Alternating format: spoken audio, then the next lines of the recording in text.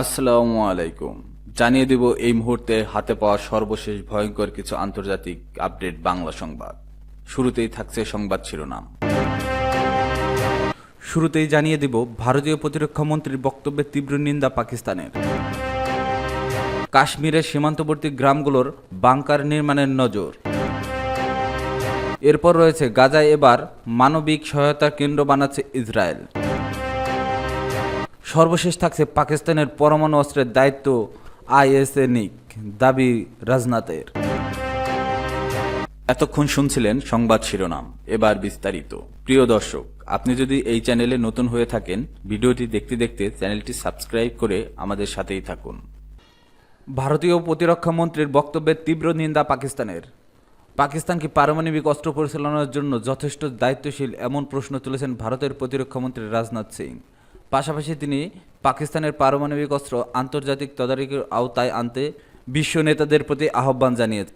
ভারতের প্রতিরক্ষামন্ত্রী দেওয়া এহেন মন্তব্যের তীব্র নিন্দা জানিয়েছে পাকিস্তান। দেশটির পররাষ্ট্র মন্ত্রণালয় বৃহস্পতিবার এক প্রেস ব্রিফিংয়ে বলেছে, রাজনাথ সিংয়ের এমন দায়িত্বজ্ঞানহীন বক্তব্যে ভারতের গভীর অনিরাপত্তাবোধ এবং পাকিস্তানের কার্যকর প্রতিরক্ষা ভারতীয় আগ্রাসনের বিরুদ্ধে প্রচলিত সামরিক ক্ষমতার মাধ্যমে প্রতিরোধ গঠনের সক্ষমতা নিয়ে হতাশার বহিঃপ্রকাশ।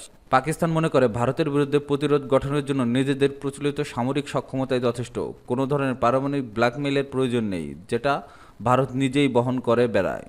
ব্রিফিংয়ে আরও বলা হয়েছে, ভারতের প্রতিরক্ষামন্ত্রীর বক্তব্যে আন্তর্জাতিক পরমাণু শক্তি সংস্থা ম্যান্ডেট ও দায়িত্ব সম্পর্কে তার চরম অজ্ঞতার প্রকাশ করে, বরং ভারতের পরমাণু ও তেজস্ক্রিয় পদার্থের চুরি এবং অবৈধ পাচারের পুনঃ ঘটনার কারণে আইএইএ ও আন্তর্জাতিক সম্প্রদায়কে উদ্বিগ্ন হওয়া উচিত। এতে উল্লেখ করা হয়, মাত্র গত বছর ভারতের ভাতা অ্যাটমিক রিসার্চ সেন্টার থেকে চুরি যাওয়া একটি তেজস্ক্রিয় যন্ত্রসহ 5 জনকে দেহরাদুনে আটক করা হয়। পরবর্তীতে একটি চক্রের কাছ থেকে চরম তেজস্ক্রিয় ও বিষাক্ত পদার্থ ক্যালিফোর্নিয়াম উদ্ধার করা হয়, যার বাজার মূল্য প্রায় $10 কোটি।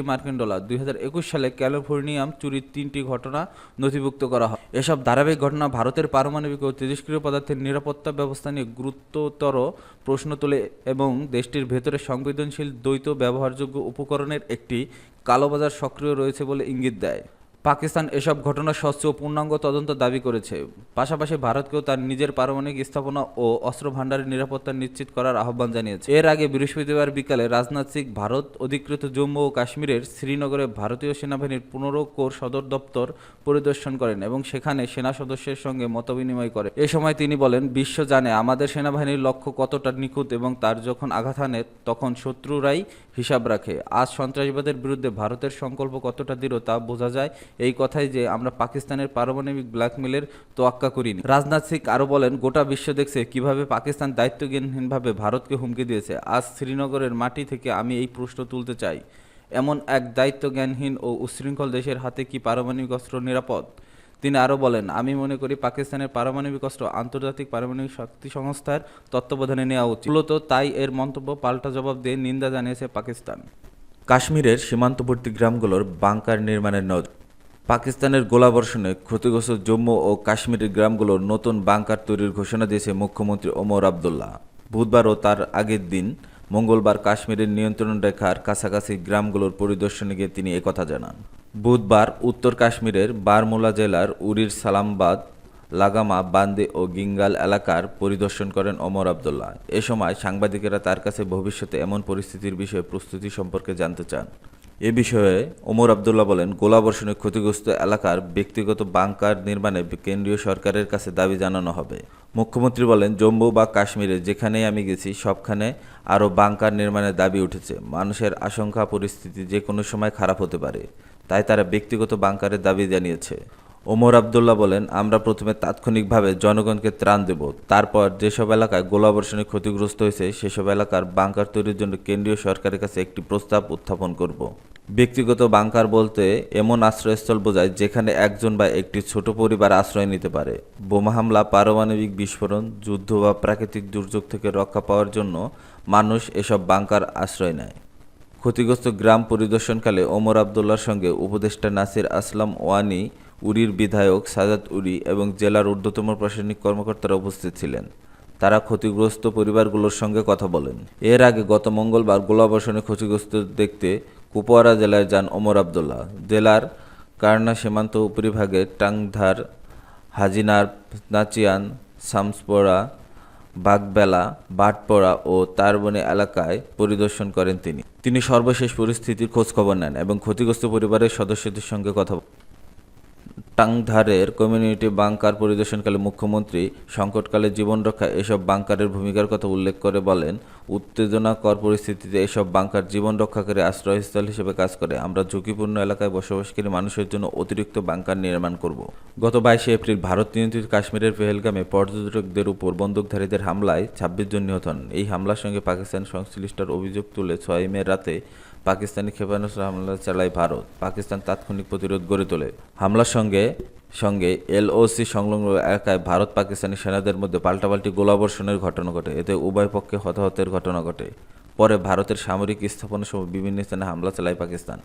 এই পরিস্থিতিতে গত শনিবার ভারত পাকিস্তানের মধ্যে যুদ্ধবিরতির ঘোষণা দেন যুক্তরাষ্ট্রের প্রেসিডেন্ট ডোনাল্ড ট্রাম্প। গাজায় এবার মানবিক সহায়তা কেন্দ্র বানাচ্ছে ইসরায়েল। নেপথ্যে কি, যা দেখা গেল ছবিতে। বিতর্কিত এক পরিকল্পনার অংশ হিসেবে মানবিক সহায়তা কেন্দ্র নির্মাণে গাজার বিভিন্ন স্থানে প্রস্তুত করছে ইসরায়েল। কৃত্রিম উপগ্রহ থেকে তোলা ছবিতে এমনটি দেখা যায়।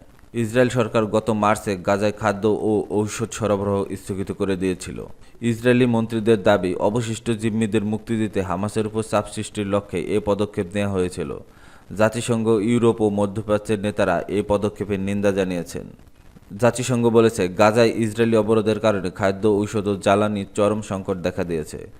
গত সোমবার বিশ্ব সংস্থাটির প্রকাশিত এক মূল্যায়নে বলা হয়, গাজার প্রায় 21 লাখ মানুষ দুর্ভিক্ষের গুরুতর ঝুঁকিতে আছেন। যুক্তরাষ্ট্র গত সপ্তাহে নিশ্চিত করেছে, গাজার বিভিন্ন স্থান থেকে যাতে ত্রাণ বিতরণ করা যায় সেই লক্ষ্যে তারা এক নতুন ব্যবস্থা গড়ে তুলেছে। এটি পরিচালনা করবে বেসরকারি কোম্পানিগুলো, সুরক্ষা দেবে নিরাপত্তা ঠিকাদার ও ইসরায়েলি বাহিনীগুলো। কৃত্রিম উপগ্রহ থেকে তোলা ছবিগুলো বিশ্লেষণ করলে বিবিসি ভেরিফাই এতে দেখা গেছে, গাজার দক্ষিণ ও মধ্যাঞ্চলে অন্তত 4টি স্থানে সম্প্রতি জমি সমতল করে রাস্তা ও মঞ্চ নির্মাণ করা হয়েছে। সহায়তা বিতরণ কেন্দ্রগুলো কোথায় নির্মাণ করা হবে তা প্রকাশ্যে জানায়নি ইসরায়েল। তবে ইসরায়েলি কর্মকর্তাদের কাছ থেকে আগেই ব্রিফিং পাওয়া মানবিক সহায়তা সংক্রান্ত সূত্রগুলো বিবিসি ভেরিফাইকে জানিয়েছে, গাজার দক্ষিণাঞ্চলে অন্তত 4টি কেন্দ্র ও উত্তরে নেতজারিম করিডরের কাছে আরেকটি কেন্দ্র স্থাপন করা হবে। নেতজারিম করিডর ইসরায়েলি সেনাবাহিনী নিয়ন্ত্রিত ভূখণ্ড, যা গাজাকে কার্যত দুভাগে ভাগ করেছে। গাজা হিউম্যানিটেরিয়ান ফাউন্ডেশন নামের একটি সংগঠন এই পরিকল্পনার সহায়তায় গঠিত হয়েছে। তারা বলেছে, প্রথম ধাপে 12 লাখ মানুষকে খাদ্য, পানি ও পরিচ্ছন্নতা সামগ্রী সরবরাহ করা হবে, যা গাজার মোট জনসংখ্যার 60% কম। গতকাল বুধবার সংস্থাটি জানায়, তারা মে মাস শেষ হওয়ার আগেই কার্যক্রম শুরু করবে। আর পূর্ণাঙ্গ বিতরণ কেন্দ্র চালু না হওয়া পর্যন্ত স্বাভাবিক পথে ত্রাণ সরবরাহ চালু রাখার জন্য তারা ইসরায়েলের প্রতি আহ্বান জানিয়েছে। সংস্থাটি গাজার উত্তরাঞ্চলে সহায়তা কেন্দ্র গঠনের দাবি জানিয়েছে, যা মূল পরিকল্পনা ছিল না। পাকিস্তানের পরমাণু অস্ত্রের দায়িত্ব আইএনিক, দাবি রাজনাথের। পাকিস্তানের পরমাণু অস্ত্র সম্ভার তদারকির দায়িত্ব আন্তর্জাতিক আণবিক শক্তি সংস্থার নেওয়া উচিত বলে মন্তব্য করেছেন ভারতের প্রতিরক্ষামন্ত্রী রাজনাথ সিং। জম্মু ও কাশ্মীরের রাজধানী শ্রীনগরে গিয়ে আজ বৃহস্পতিবার তিনি এই মন্তব্য করেন।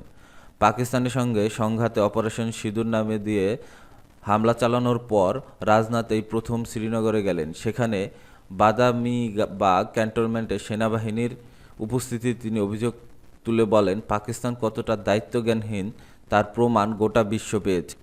তাদের মতো এমন দায়িত্বজ্ঞানহীন ও শর্ট দেশের হাতে পরমাণু অস্ত্র সম্ভার আদৌ নিরাপদ কিনা সেই প্রশ্নে আমি খোলাখুলি করতে চাই। আইএইএ পৃথিবীর বিভিন্ন দেশের পারমাণবিক কার্যক্রমের উপর নজর রাখে। সংঘাতের সময় ভারতীয় বাহিনী পাকিস্তানের বিভিন্ন ঘাঁটিতে আক্রমণ চালায়। সেই আক্রমণে পাকিস্তানের পরমাণু ভাণ্ডার কিছুটা ক্ষতিগ্রস্ত হয়েছে বলে গুজব ছড়িয়েছিল। পারমাণবিক বিকিরণের শঙ্কাও কোনো মহল থেকে করা হচ্ছিল, যদিও আইএইএ তা অসত্য বলে জানিয়েছে। শ্রীনগরে ভারতীয় বাহিনীর সাহসের প্রশংসা করছেন রাজনাথ। তিনি বলেন, আপনারা যে বীরত্ব দেখেছেন তাতে সারা দেশ গর্বিত। সন্ত্রাসবাদের বিরুদ্ধে ভারতের মনোভাব কতটা কঠোর পাকিস্তান তা বুঝতে পেরেছে। তাই তারা পারমাণবিক অস্ত্র দেখিয়ে ব্ল্যাকমেল করার খেলা খেলছে। ভারত কিন্তু কোনো ব্ল্যাকমেল আমলে নেবে না। কয়েক আগে প্রধানমন্ত্রী নরেন্দ্র মোদী এই একই মন্তব্য করেছিলেন। পাকিস্তানের সঙ্গে যুদ্ধবিরতির পর ভারতের প্রধানমন্ত্রী মোদী গিয়েছিলেন পাঞ্জাবের আদমপুরের বায়ুসেনা ঘাঁটিতে। আজ বৃহস্পতিবার রাজনাথ সিং গেলেন শ্রীনগরে। সংঘাত চলাকালে এই বাদামীবাগ ক্যান্টনমেন্টে পাকিস্তানের ছোড়াগোলা পড়েছিল। প্রতিরক্ষামন্ত্রী তার অংশ দেখ এ সময় পাকিস্তানের উদ্দেশ্যে রাজনাথ বলেন, কাশ্মীর ভারতের মাথা, সেখানে পাকিস্তানের আঘাত করতে চেয়েছিল, সেই আক্রমণ ভারতীয় বাহিনী প্রতিহত করে। জম্মু ও কাশ্মীর নিয়ে আলোচনার তৃতীয় কোনো পক্ষের হস্তক্ষেপের আশঙ্কা নাকচ করে দিয়ে রাজনাথ বলেন, পাকিস্তানের সঙ্গে আলোচনার একমাত্র আলোচ্য বিষয় হবে সন্ত্রাসবাদের নিরসন ও পাকিস্তান নিয়ন্ত্রিত কাশ্মীর ফেরত নেওয়া, অন্য কিছু নয়।